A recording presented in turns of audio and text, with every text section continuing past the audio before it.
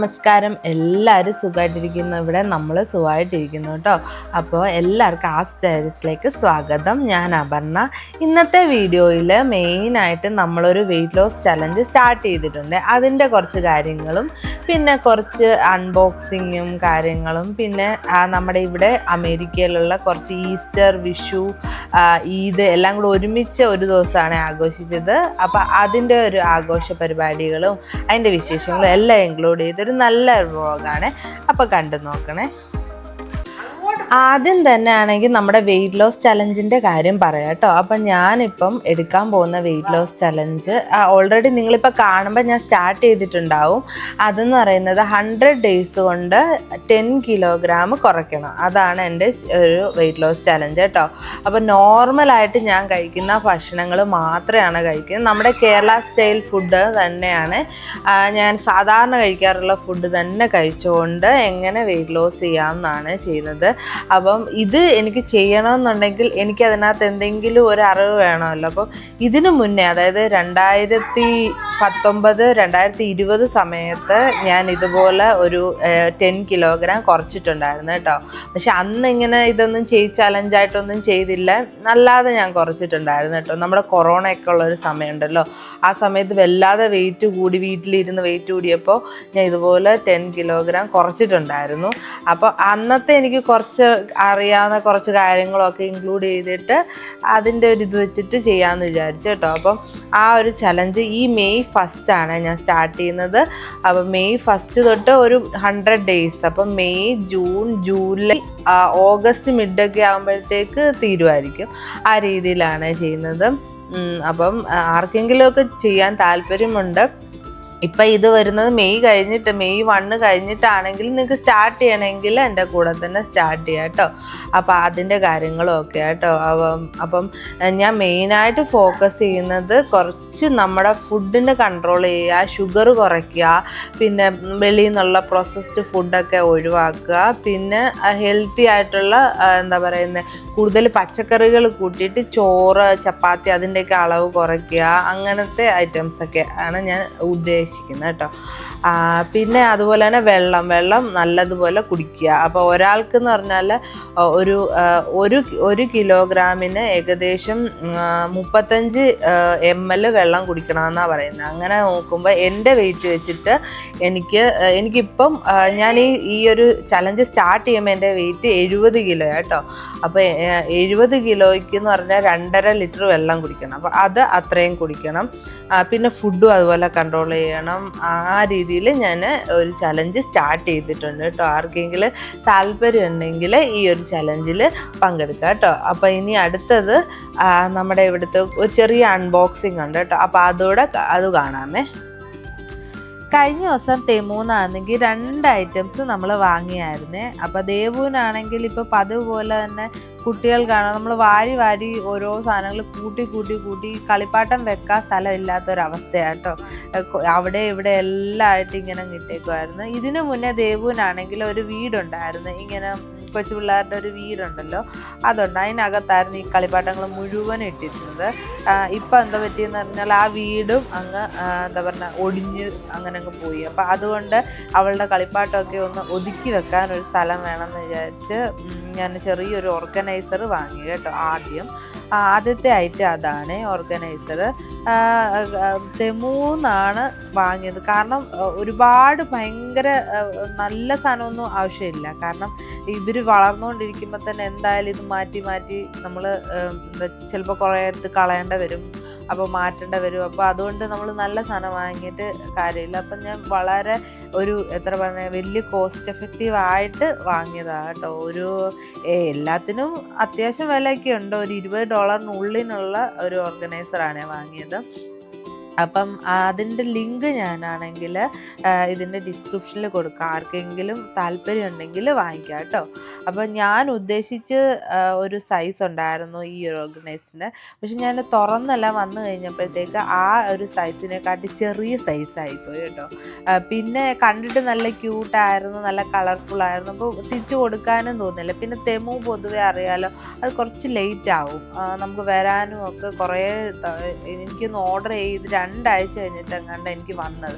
പിന്നിനി അത് റിട്ടേൺ ചെയ്തത് പിന്നെ വരാനൊക്കെ ഉള്ളൊരു താമസം കാരണം ഞാനത് അങ്ങനെ തന്നെ വെച്ചു കേട്ടോ. കാണാൻ നല്ല രസമുണ്ട്. തൽക്കാലത്തേക്ക് ഇപ്പോൾ ഉള്ള കുറച്ച് കളിപ്പാട്ടമെല്ലാം അതിനകത്ത് കയറ്റാൻ പറ്റുന്നുണ്ട് കേട്ടോ. പിന്നെ എന്ന് പറഞ്ഞാൽ നമ്മുടെ ഈ ഒരു കോസ്കോയിൽ കുറേ ബോക്സസ് ഒക്കെ നമുക്ക് കിട്ടും, നമുക്ക് ഈ സാധനങ്ങളൊക്കെ ഇട്ട് വെക്കാൻ. അപ്പോൾ അതിൽ 2-3 ബോക്സ് ഞങ്ങൾ ഓൾറെഡി വാങ്ങിച്ചു വെച്ചിട്ടുണ്ട്. അപ്പോൾ അതിനകത്താണ് ബാക്കി കളിപ്പാട്ടങ്ങളെല്ലാം എടുത്ത് ഇട്ടേക്കുന്നത് കേട്ടോ. അപ്പോൾ അങ്ങനെ ഇങ്ങനെയൊക്കെ അങ്ങ് വെച്ചേക്കുക കേട്ടോ. ഫുൾ വീട് ഭയങ്കര അലമ്പായിരിക്കും. ഇങ്ങനെ അവരുടെ ഒരു പ്രായം വരെ നമ്മൾ അങ്ങനെ ആക്കിയേ പറ്റത്തുള്ളൂ. അപ്പം ഇത് കട്ട് ചെയ്യാനും എല്ലാത്തിനും ദേവ് തന്നെ കൂടെ ഉണ്ട് കേട്ടോ. ഇപ്പം ഇവിടെ ഞാൻ പൊതുവെ അങ്ങനെ അധികം ഓർഡർ ചെയ്ത് കുറവാണ് കമ്പാരിറ്റീവ്ലി.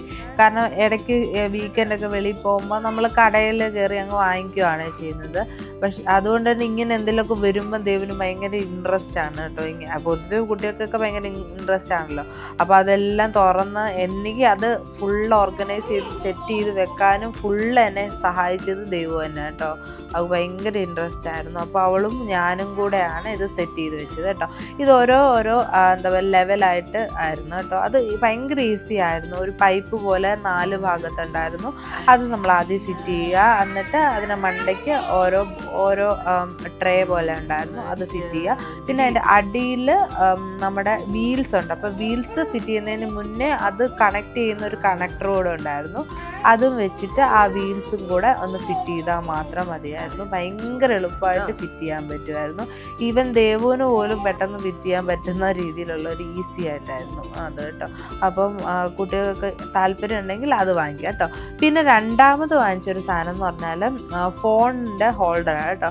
പൊതുവേ ഇപ്പം നമ്മൾ വീഡിയോസൊക്കെ എടുക്കുമ്പോൾ ശ്രദ്ധിച്ചറിയാം, ഈ ടേബിളിൻ്റെ മണ്ടയ്ക്ക് വെച്ചിട്ട് നമ്മൾ എന്തെങ്കിലും കുക്കിംഗ് ഒക്കെ പ്ലേറ്റ് ചെയ്യുന്നതും ഒക്കെ ഭയങ്കര പാടാണ്. കാരണം അടുത്ത് വെച്ച് നമ്മൾ വീഡിയോ എടുക്കുമ്പോൾ ഭയങ്കര ബുദ്ധിമുട്ടാണ് കേട്ടോ. അപ്പോൾ ഞാൻ ട്രൈപോഡ് എടുത്താലും ശരി അത് കുറച്ച് ദൂരെ ആയിരിക്കത്തുള്ളൂ. അതിപ്പോൾ ടേബിളിൻ്റെ മണ്ടയിലുള്ള ട്രൈപോഡാണെങ്കിലും ശരി, മറ്റേ ഫുൾ നമ്മൾ തറയിൽ വെക്കുന്ന ട്രൈപോഡാണെങ്കിലും ശരി, അങ്ങനെയാണ്. അപ്പോൾ എനിക്ക് ചെറിയ ആ ഒരു കൗണ്ടർ ടോപ്പിൽ തന്നെ നിൽക്കുന്ന ഒരു ഹോൾഡർ വേണമായിരുന്നു. അപ്പോൾ അതിന് വേണ്ടിയിട്ടാണ് അത് വാങ്ങിച്ചത്. അത് ഭയങ്കര കോസ്റ്റ് എഫക്റ്റീവ്, ഒരു $3-4 ഉള്ളൂ കേട്ടോ.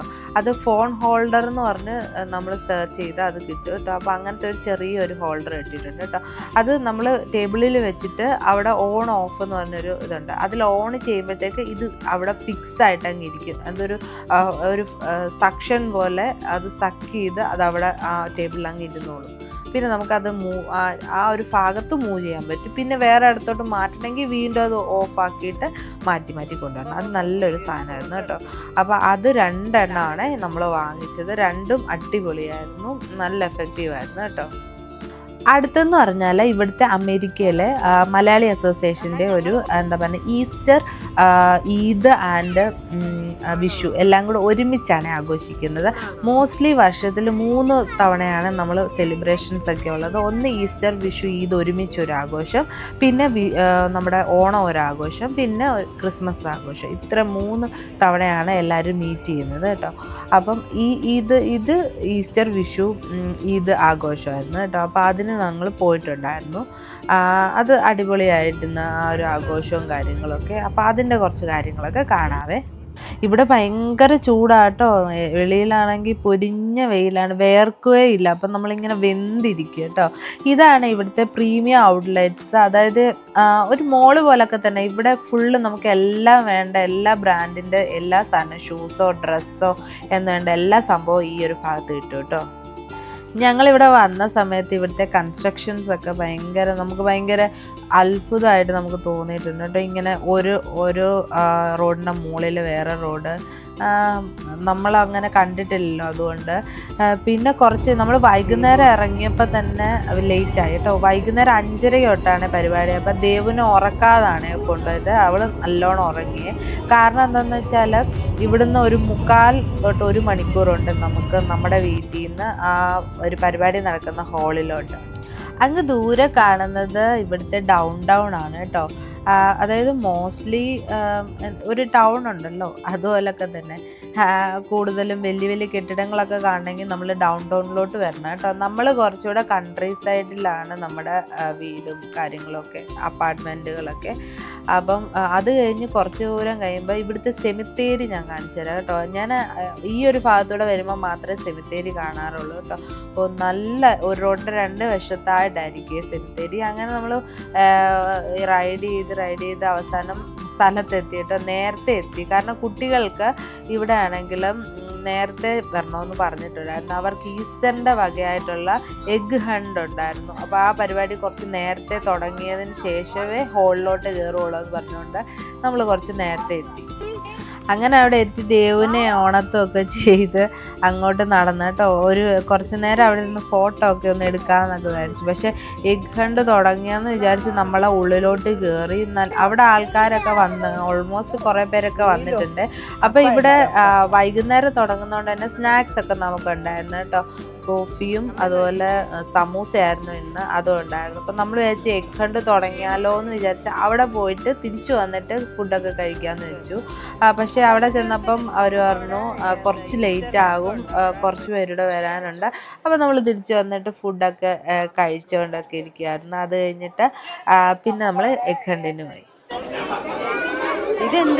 ഇതെന്തിനാ ദേവു പറഞ്ഞേ?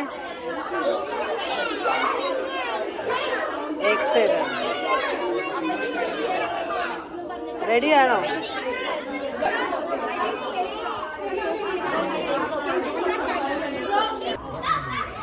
എത്ര കിട്ടി? എത്ര? 6ഓ? വേണ്ട, എടുക്കണ്ട, അത് അതിനകത്ത് വെച്ചോ. Hello mike check. ഇങ്ങനെ ഇവിടെ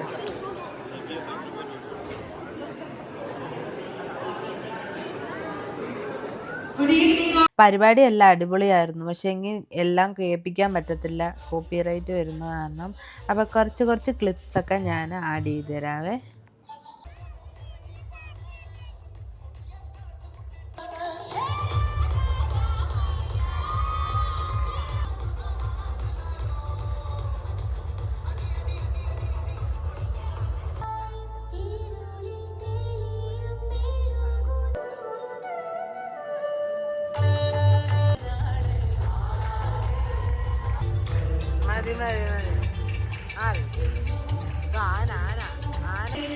One complete.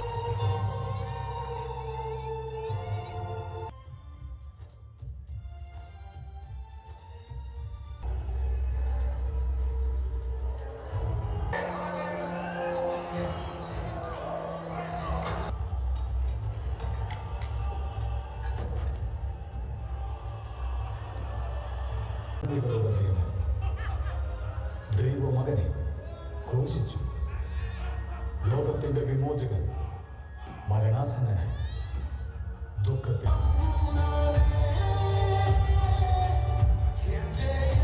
അങ്ങനെ പരിപാടിയൊക്കെ അടിപൊളിയായിട്ട് കഴിഞ്ഞു കേട്ടോ. അപ്പം നമ്മൾ നേരെ പോകുന്നത് ഫുഡ് കഴിക്കാനാണ് കേട്ടോ. പരിപാടിയെല്ലാം തീർന്നിട്ട് വേണം ഫുഡ് കഴിക്കാൻ. അപ്പം അത് ഇന്നാണെങ്കിൽ ബിരിയാണി ആയിരുന്നു കേട്ടോ. ബിരിയാണിയും അച്ചാറും പിന്നെ സാലഡും അതായിരുന്നു കേട്ടോ. നല്ല അടിപൊളി ഫുഡായിരുന്നു. നമ്മുടെ കേരള ടൈപ്പ് ബിരിയാണി ഉണ്ടല്ലോ, അതായിരുന്നു. നല്ല ടേസ്റ്റ് ഉണ്ടായിരുന്നു. അങ്ങനെ അതെല്ലാം കഴിഞ്ഞ് നമ്മൾ തിരിച്ചു പോയി കേട്ടോ. അപ്പോൾ ഈ ഒരു വ്ളോഗ് നിങ്ങൾക്ക് ഇഷ്ടമായെന്ന് വിചാരിക്കുന്നു. എല്ലാവർക്കും ഇഷ്ടമായിട്ടുണ്ടെങ്കിൽ എന്തായാലും കമൻറ്റ് ചെയ്യണേ. അപ്പോൾ ഇനി അടുത്ത വ്ളോഗിൽ കാണാമേ. Thank you.